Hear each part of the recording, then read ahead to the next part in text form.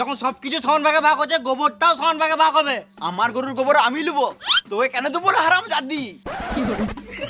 এটা তোর গরুর গোবর কি প্রমাণ আছে? আমারও তো হতে পারে। তাহলে তুই ভিডিও দেখা। আমার ঘরেও তো খড় রাখা থাকে, তোর গরু দেখায়, তখন আমি কিছু বলি? তাহলে আমার ঘরে তো ঘাস রাখা থাকে, তোর গরুটা খায়, আমি কিছু বললি? সেদিন রাতে তোর গরুটাও তো খুলে গিয়েছিল, কে বেঁধেছিল? আমিই তো বেঁধেছিলাম। হ্যালো, আর সেদিন যে জল ঝড়টা দিছিল, তোর মাঠে গরুটা ছিল, কে আনলো?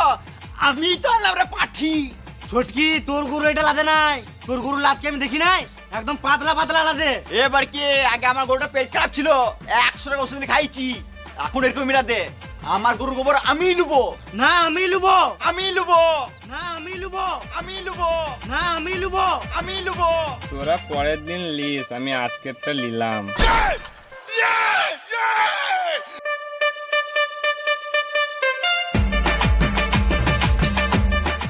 আরে তোরা এখানে কি করছিস? নাইটি তুলে তুলে ঝগড়া করছে, ওটাই দেখছি। ভালোই মজা লাগছে। বলো এখান থেকে।